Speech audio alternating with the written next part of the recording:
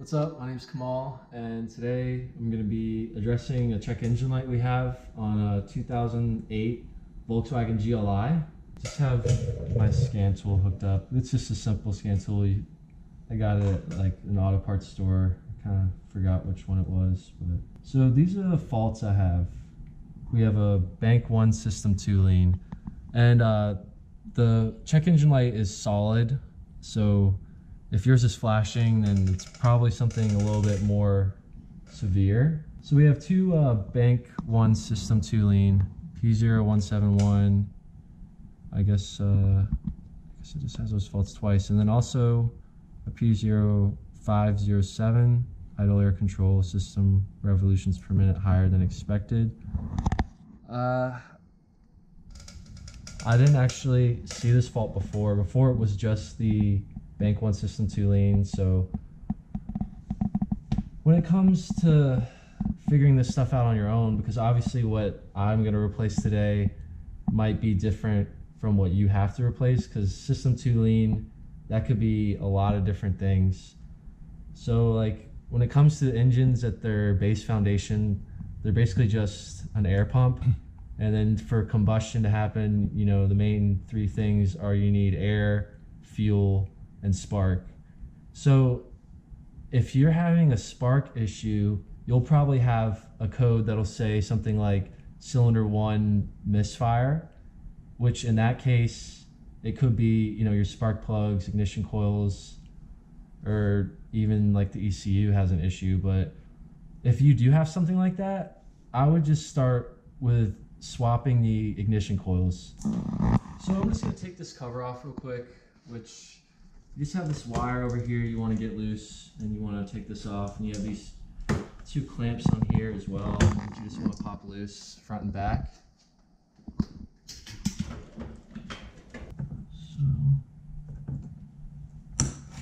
Okay. This is a really tough connector to get off, but if you just have needle nose pliers, you just want to squeeze it. You can see the piece in there like barely moves up. So don't be afraid to squeeze this thing a little bit hard. Obviously you don't want to break it, but it is definitely not the most fun connector to get off.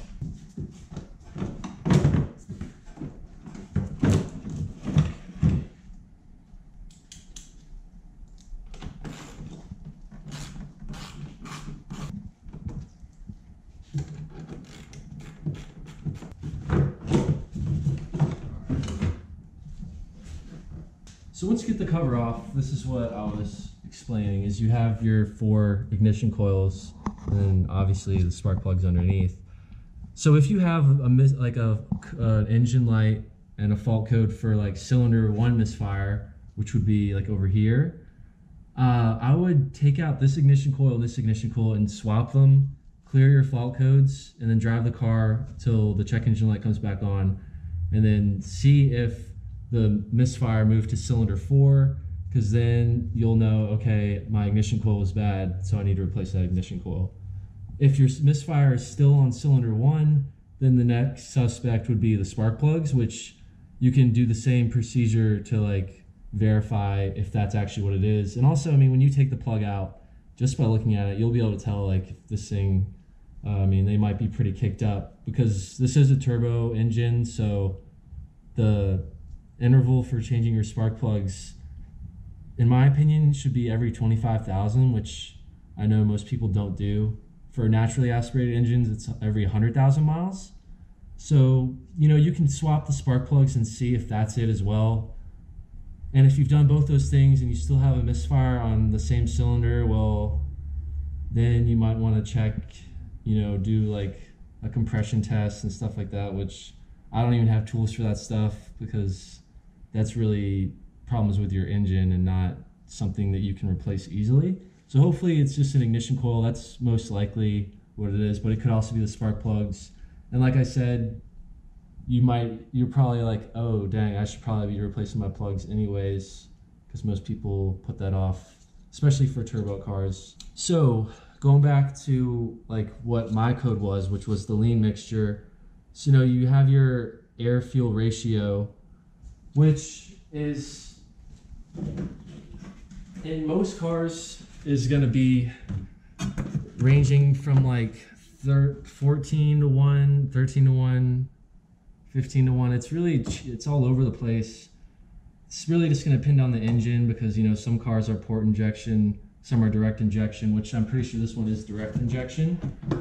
But anyways, you know, for your air-fuel ratio, what they call like stoichiometric, or like the nominal, like the perfect value, we'll just say is like 14 to 1. So we have a lean mixture, which means there's more parts air to fuel. So your air-fuel ratio, if like nominal or stoichiometric is 14 to 1, that's 14 parts air to 1 part fuel. So we're getting more air in than fuel.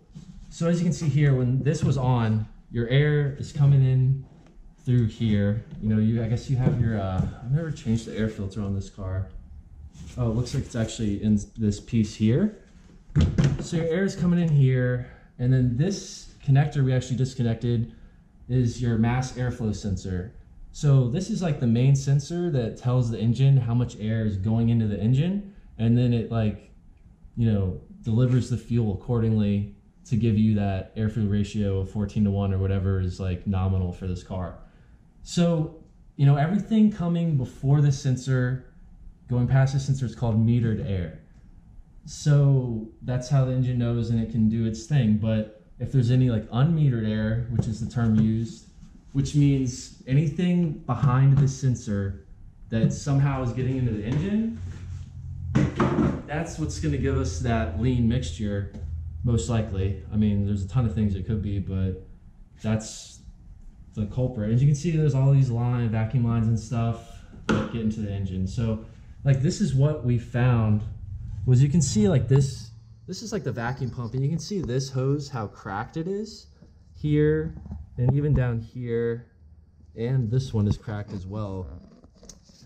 So, I mean, I looked this whole thing over because you want to inspect all those lines, because when they're plastic like this, just through like heat cycles of the engine, it's going to get brittle. So that's what we're going to be replacing today. Is we're going to start with this because when looking around, that was like the most obvious thing. I just got this from Volkswagen. I looked for it online, but couldn't find it. So it's just called a vacuum pipe. This might be the part number, but that's all the stuff for it. If you go under your hood and you see like that this thing is pretty beat up. This is what we're going to start with. And we also had that fault for like the idle air actuator, which I'm not really sure where it is on this car. We'll just clear the faults and see what happens, and I'll won't post this video till we know if this actually fixes it or not. What if these just pull off this thing? Okay, so these just pull right off. There's nothing you actually have to pull or release. Just kind of crazy. And then the other one, you see this coolant pipe here. So this thing is sitting in here like this. That one attaches to the vacuum pump. The other one, as you can see, it's like under this pipe here. But luckily there's nothing on here you have to really press down, so this should just come off. The other thing, you can see this little plastic piece here. So this is this hose right here. And when you try to remove it, it's not going to want to move because it's just been on there for so long. So like, my trick for that is just using like a pick tool like this and just getting underneath here just to break the seal a little bit. And you can just kind of like go around the whole thing. You just want to be careful not to poke a hole in it, but once you kind of break that seal like in the inside, they usually come off. And then the last thing is on this side, you can see you have one of these crimp connectors. So for this one, I'm just gonna have to take that off, which I somewhat dislike these because they're always kind of a pain. I usually just use die cutters and just see. You just kind of pull on it because then you can release these there's like those 3 pieces it kind of clamps onto. But that's how you get that off, and then that should just pull right off of there. So the only piece that we still have to get off is this one that was on the lower part. Still I have to remove, but it's just way under here, so it's kind of tricky to get to. Well, actually you can see it from up here as well. Yeah, so just be patient and get all this stuff gradually. All right, so we just got this off. So it's just that that little nub right there. It's attached to another plastic piece, so you just want to be careful when you're removing it. But what we had, or what I used just some silicone spray. I just sprayed it on the whole thing, and I think it kind of softened the rubber. And then what I did was, instead of just trying to pull on it, I pulled and pushed, just kept pulling and pushing until eventually it came off. And this stayed on, and then I just used my needle nose pliers to pull this piece off. So yeah, it's frustrating, but you can get it. So the only other thing I don't have is like another clip like this, but I do have some of these, which is what we're going to use, which these are just as good if they're tightened down appropriately. So as y'all saw, I mean, there's nothing special about these. You just press them on there, and inside here, in this rubber piece, even this one, you can kind of see, there's just like a little ledge that once it gets past, because as you can see, like this is one of the, like this and the other piece down there are kind of the same. It just kind of has a larger lip at the end. So once you press this on, it just kind of locks it in that way. It's just the rubber connection. There's nothing else. There's no clips or anything. So now that we got that one off, we'll just go in with this one. So you can see I just sprayed a little bit of silicones just so it'll slide on there a little bit easier. Then obviously just make sure you put this on this piece before you slide it on. So since the piece down there was the last one we got off, I'll start with that one. So I know you guys can't really see what I'm doing, but as I press that on, I did feel, you can kind of feel once this gets past that lip and kind of like secures itself in place. So just, you know, by feeling, you'll know when it's on there. See, like when putting this one on, you just kind of, yeah, like kind of just like snugs itself.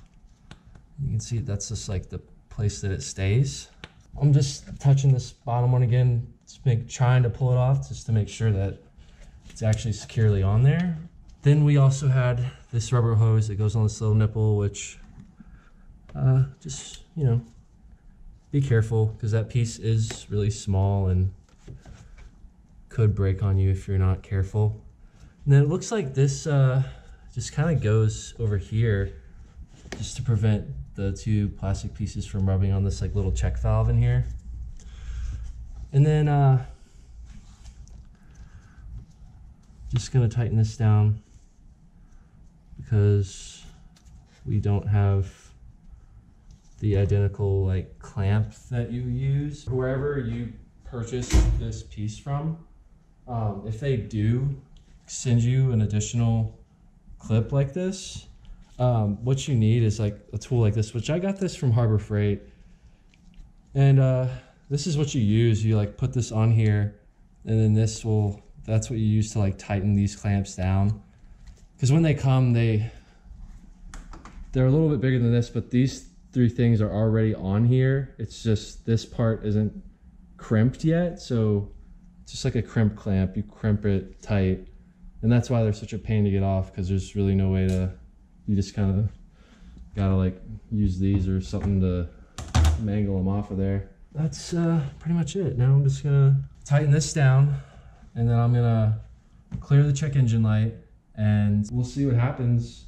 I have that idle air control valve fault, which I'm not even sure where that is on this car. I mean, here's your throttle body here, so it could be somewhere around here.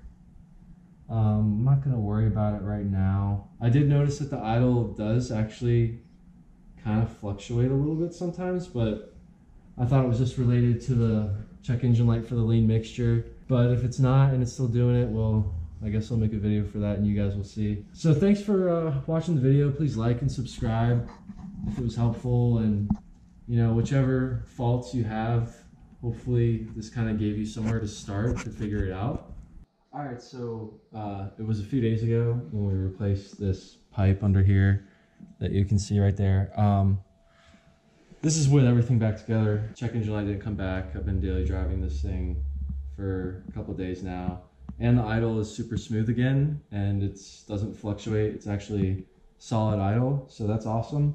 What I think the case was is that one of those hoses, the one that I actually had to maybe put the metal clamp on, I think that might actually go to the idle air actuator, and that's why it was messing up the idle. So it definitely fixed that, because if it didn't, the car wouldn't have been running as well as it is.